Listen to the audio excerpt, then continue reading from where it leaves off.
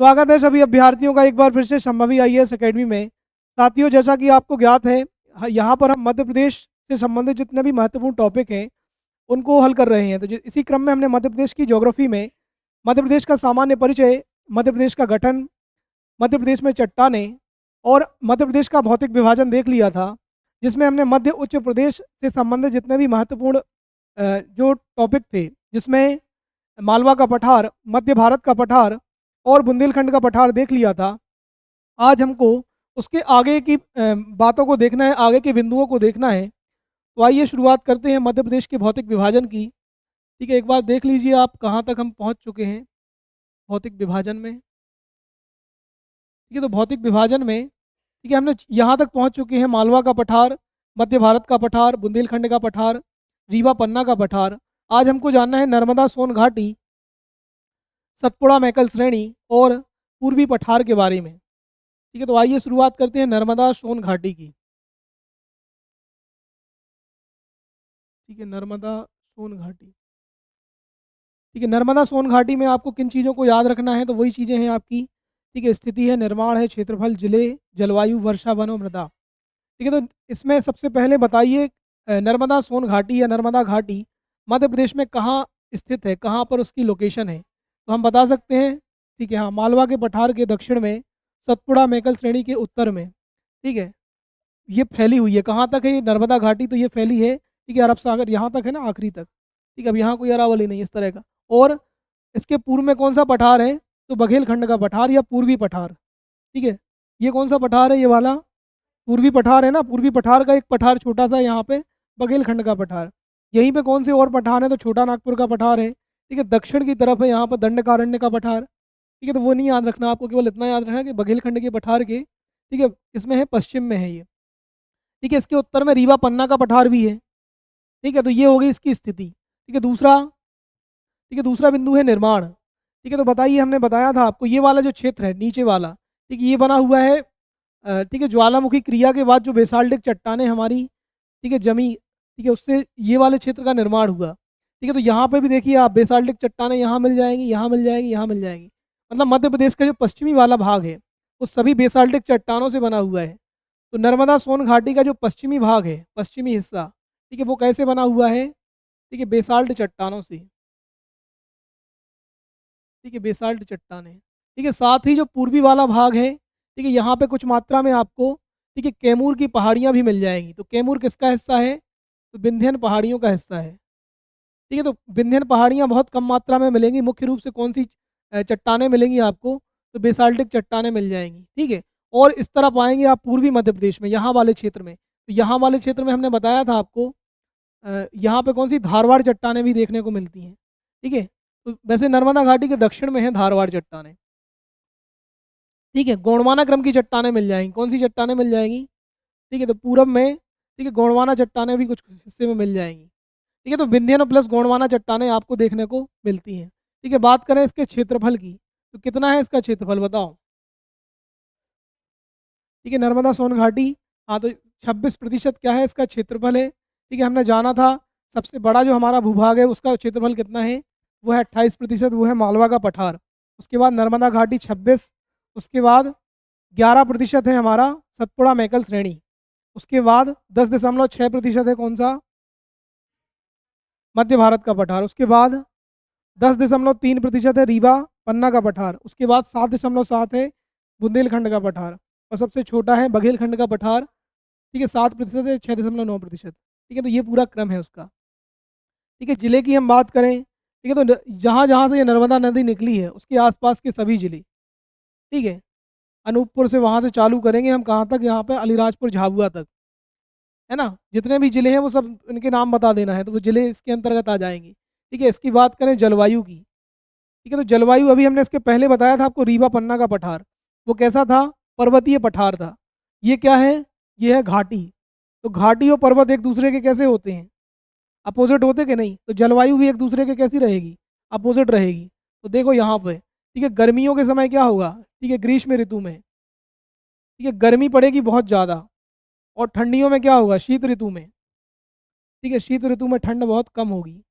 ठीक है, तो ये है घाटी की जलवायु। ठीक है, आप देखोगे कि जबलपुर में क्या है, 15 दिन या 20 दिन ही बहुत कड़ाके की ठंड पड़ती है। उसके अलावा नॉर्मल ठंडी रहती है हमारे यहाँ। उसके पीछे कारण क्या है, क्योंकि ये वाला क्षेत्र कैसा है, घाटी वाला क्षेत्र है। ठीक है, तो जहाँ जहाँ घाटी वाला क्षेत्र रहेगा उसकी जलवायु, ठीक है, पर्वतीय जलवायु के बिल्कुल उल्टी रहेगी। एक किसी को याद रख लो, उसका उल्टा कर देना।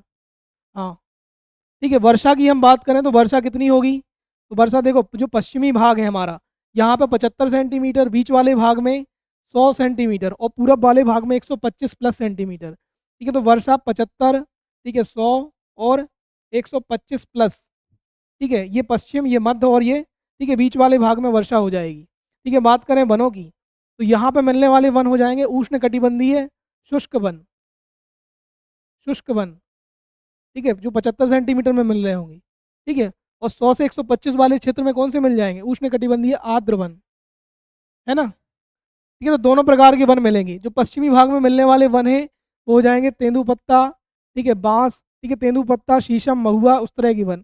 और पूरब वाले क्षेत्र में मिल जाएंगे आपको साल, सागौन वाले वन। ठीक है, बीच वाले भाग में मिलेंगे सागौन वगैरह और पूरब वाले भाग में मिलेंगे साल वगैरह के वृक्ष। ठीक है, तो ये होगा इस वाले क्षेत्र में मिलने वाले वन। ठीक है, बात करें मिट्टी की, तो यहाँ पे मिलने वाली मिट्टी कौन सी हो जाएगी, बताइए आप। ठीक है, बेसाल्ट चट्टानों से कैसी मिट्टी बनती है, तो काली मिट्टी। तो पश्चिमी भाग में जहाँ जहाँ बेसाल्टिक चट्टानें हैं वहाँ पे मिलने वाली मिट्टी हो जाएगी काली मिट्टी। और ये जो पूर्वी वाला भाग है यहाँ पे मिल जाएगी लाल और पीली मिट्टी। ठीक है, तो काली प्लस, ठीक है, लाल पीली। ठीक है, लाल पीली कहाँ मिलेगी, तो पूर्वी घाटी में, है ना, पूर्वी नर्मदा घाटी में। और पश्चिमी भाग में कैसी मिल जाएगी, काली मिट्टी। ठीक है, मिट्टी से ही हमने आपको याद कराया था फसलों को, तो पश्चिमी वाले भाग में कौन सी फसलें हो जाएंगी, कपास, सोयाबीन, गेहूं। ठीक है, ये हो जाएगी। लाल पीली में चावल। ठीक है, तो यही यहाँ पे फसलें भी आप बता दोगे कौन कौन सी फसलें हो जाएंगी इसमें। ठीक है, अगर मुख्य फसल की बात करें, ठीक है, तो सबसे ज़्यादा गेहूं होता है, आपको पता हो, होशंगाबाद में। ठीक है, तो इस वाले क्षेत्र की मुख्य फसल क्या है, ठीक है, गेहूं। प्लस यहीं पर नरसिंहपुर जिला है जहाँ से वो निकलती है, तो नरसिंहपुर में होता है गन्ना। ठीक है, और इसके अलावा अरहर वगैरह। ठीक है, तो ये है इस क्षेत्र की प्रमुख फसलें। इसके अलावा कपास भी हो जाएगा, चावल भी हो जाएगा, वो तो होगा ही होगा। लेकिन मध्य प्रदेश का सबसे ज़्यादा जो चीज़ों का उत्पादन हो रहा है, जैसे गेहूं का, गन्ने का, ठीक है, अरहर वगैरह का, तो ये यहाँ पे हो जाएगा। इसके अलावा कपास और, ठीक है, चावल भी आप बता दो कि वो यहाँ पे होगा। ठीक है, नदियों की बात करें तो यहाँ की प्रमुख नदी कौन सी है, ठीक है, नर्मदा। हाँ, ठीक है, नर्मदा हो गई, प्लस सोन भी हो जाएगी। ठीक है, प्लस इनकी सहायक नदियाँ, नर्मदा की सहायक कौन कौन सी हैं, ठीक है, तो दूधी, शक्कर, तवा, ठीक है, हिरणी, ऊटी, इस तरह के नाम है ना, नहीं नाम सुने हैं। ठीक है, तो नर्मदा की प्रमुख सहायक नदियाँ जितनी हैं वो सब हो जाएंगी इस वाले क्षेत्र में। ठीक है, तो नर्मदा की सहायक नदियाँ याद रख लो, वही बता देना किस वाले क्षेत्र की प्रमुख नदियाँ हैं। ठीक है, बात करें विशेष की, ठीक है, तो मध्य प्रदेश का सबसे निचला स्थान है ये वाला। घाटी कैसी है, ठीक है, तो सबसे ज़्यादा नीचे जो रहता है वही घाटी है। ठीक है, तो इसकी औसत गहराई है 300 से 400 मीटर। तो ये याद नहीं रखना आपको, बस इतना याद रखना है। ठीक है, मध्य प्रदेश का सबसे निचला स्थान है ये। ठीक है, आपसे पूछा जाएगा इनमें से कौन सा भूभाग मध्य प्रदेश का सबसे निचला भूभाग के अंतर्गत आता है, बताइए, है ना। तो वो आ जाएगा हमारा, ठीक है, नर्मदा, ठीक है, सोन घाटी वाला। ठीक है, दूसरा, इसको मध्य प्रदेश की कृषि अर्थव्यवस्था की रीढ़ कहते हैं। ठीक है, मध्य प्रदेश की कृषि अर्थव्यवस्था की रीढ़।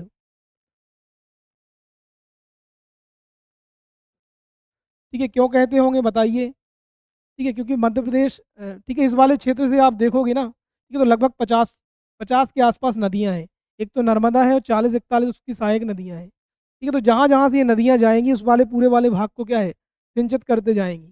ठीक है, और हमारा जो मध्य प्रदेश है वो कैसा, ठीक है, कैसा प्रदेश है, तो कृषि अर्थव्यवस्था प्रधान प्रदेश है ना। ठीक है, तो इसलिए इसको क्या कहा जाता है, कृषि अर्थव्यवस्था की रीढ़ कहा जाता है। किसको, नर्मदा घाटी को या नर्मदा नदी वाले क्षेत्र को। ठीक है, सबसे निचला स्थान है ये भी बता दिया। ठीक है, बात करें यहाँ पर मिलने वाले प्रमुख खनिजों की। ठीक है, तो खनिज कैसे बताएंगे, खनिज बताएंगे हम चट्टानों के आधार पर। ठीक है, तो इस वाले क्षेत्र में देखो, हमने बताया था आपको यहाँ पे कौन सा पर्वत फैला है, तो विंध्याचल की एक पूर्वी हिस्सा है ना, कैमूर वाला, है ना।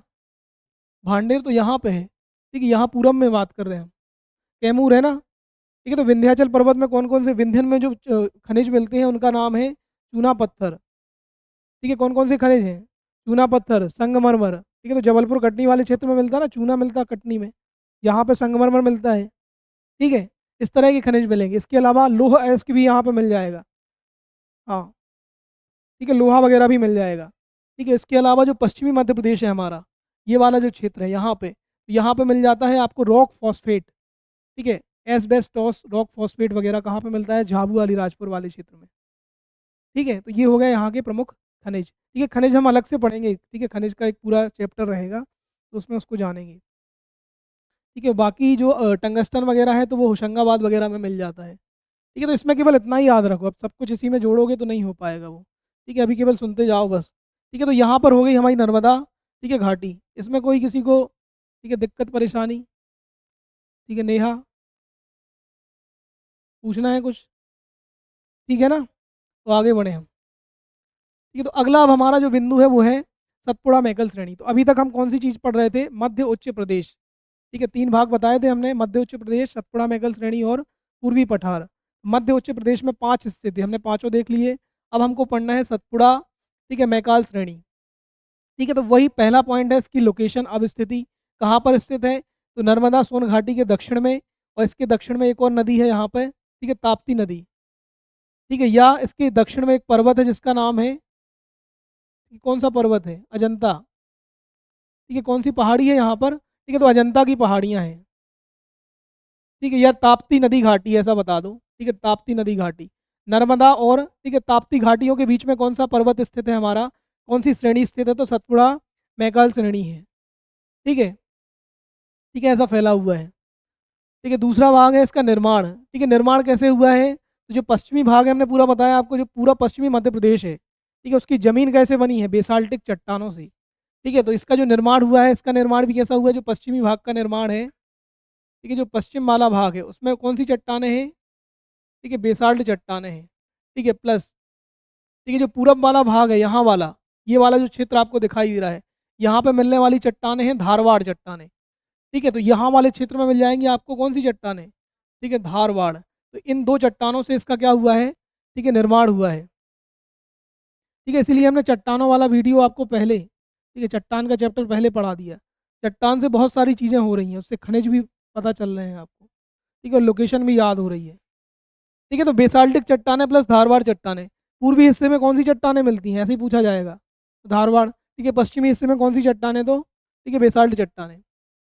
ठीक है, यहीं से हम मिट्टी भी निकाल देंगे दोनों की। ठीक है, अगला है क्षेत्रफल। तो कितना है इसका क्षेत्रफल? ठीक है, 11% है। ठीक है, बताओ 7.7 किसका है क्षेत्रफल? हाँ, उसका है बुंदेलखंड का, है ना। हाँ, जिले कौन कौन से हो जाएंगे? तो ये दक्षिण वाले जितने भी जिले हैं, ठीक है, यहाँ पर देखो आप तो, ठीक है, बड़वानी, ठीक है, खंडवा, खरगोन, बुरहानपुर, ठीक है, हरदा, ठीक है, बैतूल, छिंदवाड़ा, सिवनी, बालाघाट, मंडला, ढंढोरी, ये वाला पूरा क्षेत्र किस में आ जाएगा हमारा? ठीक है, अमरकंटक तक किसमें आ जाएगा? सतपुड़ा मैकल श्रेणी। देखो यहाँ पे मैप बना हुआ है ये पूरा। ठीक है, तो ये दक्षिणी मध्य प्रदेश है हमारा जितना, वो किस में आ जाएगा? ठीक है, पूरा आ जाएगा सतपुड़ा मैकल श्रेणी में। ठीक है, जलवायु, ठीक है, कैसा क्षेत्र है बताओ? पठारी क्षेत्र है कि घाटी क्षेत्र है कि पर्वतीय क्षेत्र है? सतपुड़ा क्या है? पर्वत है, पर्वतीय क्षेत्र है। तो यहाँ की जलवायु कैसी हो जाएगी? पर्वतीय जलवायु हो जाएगी। पर्वतीय जलवायु का मतलब है, ठीक है, ग्रीष्म ऋतु में गर्मी कम, ठीक है, और शीत ऋतु में ठंड बहुत ज़्यादा। ठीक है, तो पचमढ़ियों में क्या है? गर्मी गर्मी कम होती कि नहीं होती? बताइए। पर्वतीय क्षेत्र में क्या होता है? गर्मियों में कम गर्मी होती है और ठंडियों के समय ज़्यादा ठंड होती है। तो ऐसी जलवायु कहलाती है पर्वतीय जलवायु। ठीक है, तो जलवायु कैसी हो जाएगी? देखिए, अब यहाँ तापमान की हम बात करें तो 40 से 42 डिग्री सेंटीग्रेड रहेगा। ठीक है, 38-40 रहेगा। ठीक, गर्मियों में भयंकर वाली लू नहीं चलेगी, लेकिन ठंड के समय बहुत भयंकर ठंडी रहेगी। ठीक है, जब जनवरी का महीना आएगा तो हो सकता है बर्फ़बारी भी हो जाए कभी कभी। ठीक है, पानी में रखा हुआ, ठीक है, बॉटल में रखा हुआ पानी भी जम जाए, है ना, इस तरह की बातें हो सकती हैं, है ना। कोहरा गिरता ना, ओस गिरती है तो जम जाती है वो बर्फ़ जैसा। ठीक है, पचमढ़ी में तो देखा है हमने, खुद देखा है। ठीक है, तो ये क्या हो गया? जलवायु होगी। वर्षा की हम बात करें, ठीक है, तो हमने बताया था वर्षा क्या होती है, दक्षिणी मध्य प्रदेश में ज़्यादा हो रही है, उत्तर की तरफ जाओगे तो बढ़ जाएगी, है ना। तो लगभग जो पश्चिमी भाग है यहाँ तो 75 सेंटीमीटर, यहाँ 100-125 सेंटीमीटर, पूर्वी वाले भाग में और ज़्यादा 150 सेंटीमीटर से भी ज़्यादा वर्षा होती है। ठीक है, तो अगर देखा जाए तो मध्य प्रदेश की सबसे ज़्यादा जो वर्षा है ना वो इसी वाले भाग में देखने को मिल रही है। ठीक है, कितनी? पश्चिमी भाग में 75, बीच वाले भाग में 100 से 125, और पूरब वाले भाग में 125 प्लस या 150 सेंटीमीटर कितनी हो रही वर्षा। ठीक है, तो वर्षा याद रख लो आप, जो पश्चिमी वाला भाग है वहाँ पे 75 सेंटीमीटर, बीच वाले भाग में 100 से 125 सेंटीमीटर, और जो पूरब वाला भाग है 125 प्लस बोल दो आप, या इसी को बोल दो 150 सेंटीमीटर या 140 सेंटीमीटर के आसपास वर्षा होती है। ठीक है, मध्य प्रदेश की सर्वाधिक वर्षा कहाँ होती है, तो हमारे, ठीक है, दक्षिण पूर्वी या पूर्वी मध्य प्रदेश में। ठीक है, यहाँ कितनी वर्षा हो रही थी, ठीक है, इसमें बताया था ना हमने 125 सेंटीमीटर, इसमें 125 प्लस हो रही, इसमें कितनी हो रही, 150 125 प्लस हो रही, तो मध्य प्रदेश की सबसे ज़्यादा वर्षा भी कहाँ हो रही, पूर्वी मध्य प्रदेश। ठीक है, पूरब पश्चिम उत्तर दक्षिण में क्या बोलोगे, पूर्वी मध्य प्रदेश नहीं बोलोगे। ठीक है, तो पूर्वी मध्य प्रदेश में हो रही है, तो ये आया समझ में, ये कोई अलग से नहीं बताया है, जो अभी तक हम देखते आए वर्षा का वही पैटर्न है। ठीक है, वन कौन से मिल जाएंगे बताओ, पश्चिमी वाले भाग में मिल जाएंगे उष्ण कटिबंधीय शुष्क वन, उष्ण कटिबंधीय पर्णपाती, उष्ण कटिबंधीय आर्द्र वन, ये वन मिल जाएंगे। अब इसमें कौन कौन से वन आते हैं उनके नाम देख लो आप। ठीक है, यहाँ सागौन साल, ठीक है, उस तरह साल वगैरह यहाँ मिल जाएंगे, साल बांस वगैरह। ठीक है, यहाँ सागौन शीशम महुआ, ठीक है, तेंदुपत्ता, इस तरह के वन मिल जाएंगे। ठीक है, मृदा कैसी मिलेगी, पश्चिमी भाग में जो निर्माण हुआ है वो है बेसाल्टिक चट्टानों से, यहाँ पे काली मिट्टी मिल जाएगी यहाँ तक, और जहाँ पे धारवाड़ चट्टानें हैं यहाँ मिलेगी लाल मिट्टी। ठीक है, लाल मिट्टी में जब बहुत ज़्यादा बारिश हो जाती है तो उसमें के जो खनिज हैं वो बह जाते हैं, वो नीचे चले जाते हैं, तो उससे एक मिट्टी का निर्माण होता है। ठीक है, लाल मिट्टी में जब पानी पड़ता है तो बन जाती है लाल पीली मिट्टी। ठीक है, लेकिन जब लाल मिट्टी में बहुत ज़्यादा पानी गिर जाए तो उसके जो खनिज हैं वो नीचे बैठ जाते हैं, चले जाते हैं, तो उसको कहा जाता है लेटेराइट मिट्टी। ठीक है, तो दो तरह की मिट्टियाँ मिलेंगी, एक तो मिलेगी काली मिट्टी, ठीक है, प्लस जो पूर्वी वाला भाग है, ठीक है, ये जो छिंदवाड़ा बालाघाट वाला क्षेत्र है ना, यहाँ पे मिल जाएगी लेटेराइट मिट्टी। ठीक है, और कहीं कहीं पे लाल पीली मिट्टी भी मिल जाएगी। ठीक है, अनूपपुर वाले क्षेत्र में, यहाँ पे ये वाले क्षेत्र में। ठीक है, लाल मिट्टी से ही कौन सी मिट्टी बन गई है, लेटेराइट बन गई है। लेटेराइट मिट्टी की एक कंडीशन है कि वहाँ पे 200-250 दिन तक अच्छी धूप रहे, ठीक है, और 150 सेंटीमीटर से ज़्यादा पानी गिर जाए, तो उसके जो खनिज रहते हैं वो बैठ जाते हैं, नीचे बह जाते हैं। ठीक है, तो वो लाल पीली मिट्टी कैसी मिट्टी बन जाती है, लेटेराइट मिट्टी। ठीक है, खनिजों का क्या हो जाता है, निच्छालन हो जाता है, उसमें बह जाते हैं। ठीक है, तो काली मिट्टी की आपको फसलें पता है, इस वाले क्षेत्र में क्या हो जाएगा, कपास, सबसे पहले कपास, हमने बताया था अभी, खंडवा और खरगोन को क्या है, सुनहरे सफ़ेद जिले बोल रहे थे, सबसे ज़्यादा कपास उत्पादन के कारण। ठीक है, तो देखो यहीं पे है खंडवा खरगोन वगैरह। ठीक है, तो कपास सबसे ज़्यादा होगा, गेहूँ वगैरह भी हो जाएगा, सोयाबीन हो जाएगा। ठीक है, लेटेराइट मिट्टी में क्या होता है, बागवानी कृषि होती है, कॉफ़ी, हाँ, मसाले, चाय। ठीक है, तो वो सबसे ज़्यादा कहाँ मिल जाएगी, ये वाले क्षेत्र में। ठीक है, छिंदवाड़ा वगैरह है ना, तो मध्य प्रदेश के सबसे ज़्यादा मसाले उत्पादन करने वाला जिला है छिंदवाड़ा। उसके पीछे कारण क्या है, लेटेराइट मिट्टी। ठीक है, इस तरह की चीज़ें हो जाएंगी, और लाल पीली मिट्टी में यहाँ पे क्या हो जाएगा, चावल वगैरह हो जाएगा। ठीक है, तो धान आन की बहुत सारी चीज़ें यहाँ पे मिल जाएंगी आपको। ठीक है, और मोटे अनाज भी कुछ कुछ मिल जाएंगे, कोदो कुटकी वगैरह उस तरह की चीज़ें। ठीक है, तो इतना आगे समझ में बात आपको नहीं आई, बताइए। ठीक है, नदियाँ कौन सी हो जाएंगी, तो कुछ नदियाँ तो हो जाएंगी जो सतपुड़ा से निकलती हैं और नर्मदा में जाके बह जाती हैं, मिल जाती हैं, जैसे तवा है, शक्कर है, हिरणी है। ठीक है, हिरण नहीं है शायद। ठीक है, उस तरह की नदियाँ हैं मतलब। ठीक है, मतलब नर्मदा की सहायक नदियाँ भी इसमें आएंगी, क्यों आएंगी, क्योंकि निकलती तो वो सतपुड़ा से ही है। ठीक है, सतपुड़ा से निकलेंगी वो कहाँ चली जाएंगी, यहाँ से निकलेंगी वो कहाँ चली जाएंगी, यहाँ बह जाएंगी, यहाँ पे ऐसी चली जाएंगी। ठीक है, तो कुछ नदियाँ तो ये वाली हो जाएंगी। ठीक है, और कुछ हो जाएंगी जो दक्षिण की तरफ चली जाएंगी। ठीक है, जैसे वर्धा, वेनगंगा, प्राणहिता।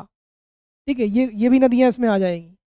ये जो इस तरफ से निकलेंगी और दक्षिण की तरफ बह जाएंगी। ठीक है, मध्य प्रदेश में दक्षिण की तरफ भी तो बहती हैं नदियाँ। ठीक है, तो कौन कौन सी प्रमुख नदियाँ हो जाएंगी, ठीक है, तो तवा, शक्कर, ठीक है, इसके अलावा प्राणहिता, ठीक है, वेनगंगा, ठीक है, वर्धा, ये प्रमुख नदियाँ हो जाएंगी। फसलें हमने बताई दी आपको। ठीक है, विशेष की बात करें, ठीक है, तो मध्य प्रदेश का सबसे क्या है ये, ठीक है, दक्षिणी भूभाग है। ठीक है, मध्य प्रदेश की सबसे ऊंची चोटियाँ भी इसमें मिलती हैं, और सबसे ज़्यादा ऊंचा स्थान भी है। ठीक है, जहाँ पे सबसे ज़्यादा ऊंची चोटी मिल रही है, जैसे धूपगढ़ है, ठीक है, चौरागढ़ है, नंदीगढ़ है, ठीक है, महादेव पर्वत, अमरकंटक भी हमने बताया, वो भी किसका, इसी का हिस्सा है कि नहीं। ठीक है, तो मध्य प्रदेश की सबसे ज़्यादा चोटियों वाला, ठीक है, भूभाग भी यही है, सबसे ऊंचा स्थान भी है। ठीक है, सबसे दक्षिणी स्थान भी है। ठीक है, जो मध्य प्रदेश की दक्षिणी सीमा को तय करता है। ठीक है। तो यहाँ पे ठीक है, मध्य प्रदेश की सबसे ऊंची चोटी धूपगढ़ भी इसी में स्थित है, तो ये क्या हो गया, विशेष हो गया इसका। ठीक है, अब हमारा जो आखिरी पॉइंट है, आखिरी जो बिंदु बचा है वो है पूर्वी पठार, है ना। तो पूर्वी पठार के अंतर्गत केवल एक पठार का हमको यहाँ पे अध्ययन करना है, जिसका नाम है बघेल खंड का पठार। ठीक है, बघेल खंड का पठार कहाँ पे स्थित है, तो आप बता सकते हो। ठीक है, रीवा पन्ना नर्मदा घाटी के पूरब में, ठीक है, और सतपुड़ा मैकल के, ठीक है, उत्तर में स्थित है कि नहीं। ये तो आगे भी फैला है, ऐसा नहीं कि यहाँ तक है। ठीक है, यहाँ छत्तीसगढ़ है तो यहाँ भी फैला हुआ है ये। ठीक है, इसके उत्तर में स्थित है। ठीक है, और ठीक है बस। ठीक है, निर्माण कैसे हुआ है पूर्वी पठार का, तो यहाँ मिलने वाली चट्टानें कौन सी हैं। ठीक है, तो इस वाले क्षेत्र में मिल जाएंगी कैमूर की चट्टानें।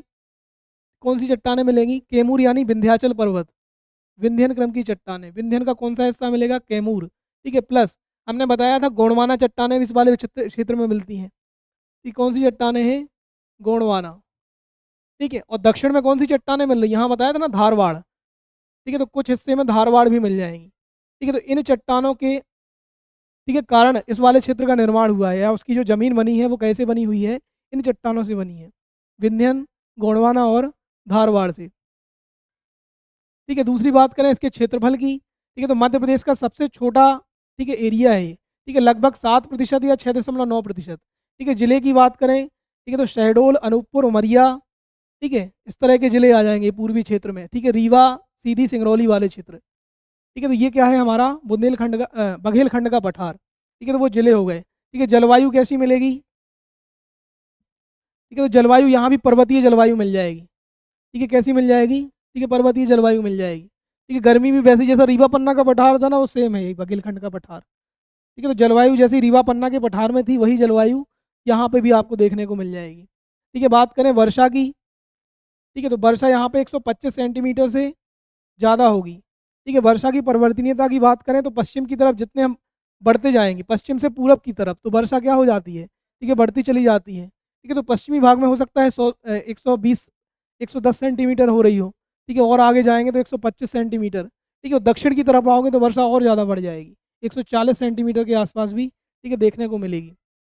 ठीक है, वनों की बात करें तो कैसे वन मिल जाएंगे, उष्ण कटिबंधीय आर्द्र वन मिलेंगे कि नहीं मिलेंगे। ठीक है, जो 125 सेंटीमीटर में मिल रहे होंगे। ठीक है, तो इनमें प्रमुख वनों की बात करें तो साल वगैरह है। ठीक है, सबसे बड़ा वन की बात करें तो साल। ठीक है, और बांसास वगैरह मिल जाएंगे। मिट्टी कौन सी बनेगी। ठीक है, तो बताइए यहाँ पे काली मिट्टी मिलेगी क्या, नहीं मिलेगी। ठीक है, हाँ, लाल पीली मिट्टी मिल जाएगी। तो यहाँ की जो प्रमुख मिट्टी है वो कौन सी मिट्टी है, ठीक है, लाल और, ठीक है, पीली। ठीक है, आपको नहीं भी पता है तो भी आप बता सकते हो, यहाँ पे काली मिट्टी नहीं मिलेगी। ठीक है, लेटेराइट मिट्टी नहीं मिलेगी। ठीक है, जलोढ़ मिट्टी नहीं मिलेगी। ठीक है, तो बचती कौन सी है फिर, लाल पीली। ठीक है, मिश्रित मिट्टी केवल एक ही जगह मिल रही थी, कहाँ पे, बुंदेलखंड के पठार में। ठीक है, अब हम बात करें नदियों की, तो यहाँ की प्रमुख नदी कौन सी है, ठीक है, तो सोन नदी। कौन सी नदी है, सोन नदी। ठीक है, सोन और उसकी सहायक नदी है तो जोहिला और बनास। ठीक है, तो प्रमुख नदी कौन कौन सी हैं, तो सोन है, और सोन की सहायक नदियाँ कौन सी हैं, तो जोहिला और, ठीक है, बनास। ये यहाँ की प्रमुख नदियाँ हैं। फसलों की बात करें तो इस क्षेत्र की जो प्रमुख फसल है वो है चावल। ठीक है, बस एक ही याद रखना है, चावल। इसके अलावा गेहूँ वेहूँ तो हर जगह हो जाएगा। ठीक है, प्रमुख फसल कौन सी है, चावल। ठीक है, तो पूरा ये धान वाला क्षेत्र है। ठीक है, यहाँ देखो ना आप, इसके बाजू में लगा हुआ है छत्तीसगढ़। ये तो छत्तीसगढ़ को धान का कटोरा बोलते हैं, बोलते कि नहीं बोलते। तो ये वाला पूरा बेल्ट पूरा वैसे ही वही वाला है। ठीक है, धान वाला। उड़ीसा चले जाओ तो वहाँ भी धान वाला। ठीक है, तो चावल यहाँ की क्या है, प्रमुख फसल है। ठीक है, और क्या बचा है, ठीक है, विशेष। ठीक है, तो विशेष में ऐसा कुछ, ठीक है नहीं। ठीक है, हम बता सकते हैं कि मध्य प्रदेश का जो ठीक है, अमरकंटक यहाँ पे जो चोटी की बात कर सकते हैं विशेष में। ठीक है, और ठीक है, खनिजों में अगर देखा जाए, ठीक है, तो मध्य प्रदेश का सर्वाधिक खनिज मिलता है यहाँ पे। ठीक है, गोंडवाना चट्टानें बताई थी ना हमने, गोंडवाना चट्टानों में कौन सा खनिज मिलता है, कोयला। ठीक है, गोंडवाना चट्टानों का प्रमुख खनिज कौन सा है, कोयला। ठीक है, तो मध्य प्रदेश का सर्वाधिक खनिज, ठीक है, या मध्य प्रदेश में जो सर्वाधिक कोयला है वो कहाँ पे मिलता है, तो वो मिलता है हमारा बघेलखंड के पठार में। ठीक है, और ठीक है, मध्य प्रदेश का जो दूसरा जहाँ से, ठीक है, प्रमुख नदियों का उद्गम होता है, अमरकंटक। ठीक है, तो वो भी यहीं पे स्थित है। ठीक है, तो यहाँ पर, ठीक है, जो हमारा मध्य प्रदेश का भौतिक विभाजन था, ठीक है, वो कंप्लीट होता है। ठीक है, अब कुछ और बातें हैं, ठीक है, उनको भी हम देख ले रहे हैं। ठीक है, इसमें देखो यहाँ पे कोई डाउट तो नहीं है आप लोगों को पूर्वी पठार में, ये कुछ पूछना तो नहीं है। ठीक है, अब ये क्या है, एक तुलनात्मक अध्ययन है पूरा। ठीक है, तो अभी हाँ, ठीक है, जैसे क्षेत्रफल के आधार पर हम सभी पठारों को देखें तो मालवा का पठार कितने प्रतिशत है, 28, नर्मदा घाटी सतपुड़ा 11, ये 10.6%, 10.3 कौन सा है, ये वाला, ये कितना है 7.7, और ये हाँ या 7%। ठीक है, तो ये हो गया। दूसरा है मिट्टी। ठीक है, तो मालवा के पठार में कैसी मिट्टी, काली मिट्टी। मध्य भारत के पठार में जलोढ़ मिट्टी। ठीक है, बुंदेलखंड के पठार में मिश्रित मिट्टी। ठीक है, रीवा पन्ना और ये बघेलखंड के पठार में लाल पीली मिट्टी। यहाँ पे कौन सी मिट्टी, काली, यहाँ पे जलोढ़ लेटेराइट। ठीक है, हम इसीलिए गलत बोल रहे हैं, हाँ, यहाँ पे लेटेराइट, और यहाँ वाले क्षेत्र में लाल पीली मिट्टी। ठीक है, और ठीक है वर्षा। ठीक है, तो बताइए 75 सेंटीमीटर वर्षा कहाँ पे हो रही है। ठीक है, तो यहाँ अगर हम ऐसी लाइन खींच दें, ठीक है, हाँ यहाँ कहीं, तो ये पूरा जो भाग है हमारा वो 75 सेंटीमीटर से कम वाले वर्षा वाला क्षेत्र है। ये वाला भाग की हम बात करें, ठीक है, ऊपर वाला, अगर देखो यहाँ पे भी अगर देखना है ना तो ऐसा देख लो आप यहाँ तक। ठीक है, ये वाला जो भाग है, ठीक है, उत्तर वाली बात करें, ठीक है, ये बीच वाले भाग की, तो ये कितना है 100 सेंटीमीटर वाला। ठीक है, यहाँ भी 100 सेंटीमीटर। ठीक है, यहाँ भी 75, यहाँ भी 75, यहाँ भी 100, यहाँ भी 100। ठीक है, यहाँ 100 125 भी हो सकता है क्योंकि नीचे आओगे तो वर्षा बढ़ जाएगी। ठीक है, यहाँ पर कितनी वर्षा इस वाले क्षेत्र में, हाँ 125 से 140 सेंटीमीटर या 150 सेंटीमीटर। मध्य प्रदेश की सर्वाधिक वर्षा पूर्वी मध्य प्रदेश, सबसे कम वर्षा उत्तरी मध्य प्रदेश, है ना, ये वाले क्षेत्र में। और ठीक है, प्रमुख नदियाँ। ठीक है, तो नदियाँ पता ही है आपको। ठीक है, नदियाँ अपन अलग से देख लेंगे। ठीक है, चोटियाँ की बात करें तो इसके पठार की सबसे ऊंची चोटी कौन सी है, मालवा के पठार की सिगार चोटी, इसकी टोंगरा हिल्स। ठीक है, सिद्ध बाबा बुंदेलखंड, रीवा पन्ना के पठार की ऊंची चोटी सद्भावना चोटी, अमरकंटक, इसकी धूपगढ़। ठीक है, तो ये प्रमुख चोटियाँ हो गई। इसके अलावा प्रमुख फसलें, यहाँ की प्रमुख फसल चावल, यहाँ की, ठीक है, चावल प्लस गेहूँ, यहाँ पे ठीक है गेहूँ प्लस मोटे अनाज, ठीक है, ज्वार वगैरह, यहाँ पे गेहूँ ज्वार। ठीक है, यहाँ की प्रमुख फसल है सरसों। हाँ, ठीक है, मालवा के पठार की प्रमुख फसल सोयाबीन और कपास। ठीक है, हाँ, ये जो सतपुड़ा वाला है इसकी प्रमुख फसल है मक्का। ठीक है, मक्का भी है। ठीक है, यहाँ पे कपास भी है, दक्षिण वाले उसके अलग अलग हैं जैसे। ठीक है, लेटेराइट मिट्टी में क्या होता है हमने बताया था, बागवानी कृषि, हाँ, मसाले कॉफ़ी वॉफ़ी वगैरह, हाँ कॉफ़ी याद है देखो। ठीक है, तो यहाँ पर जो है, ठीक है, मध्य प्रदेश का भौतिक विभाजन कंप्लीट होता है। ठीक है, जुड़े रहने के लिए सभी का बहुत बहुत आभार, और अपने कुछ सुझाव भी दीजिए अगर किसी को कुछ और इम्प्रूवमेंट लगता है तो। ठीक है, जुड़ने के लिए सभी का बहुत बहुत आभार। जय हिंद, जय भारत।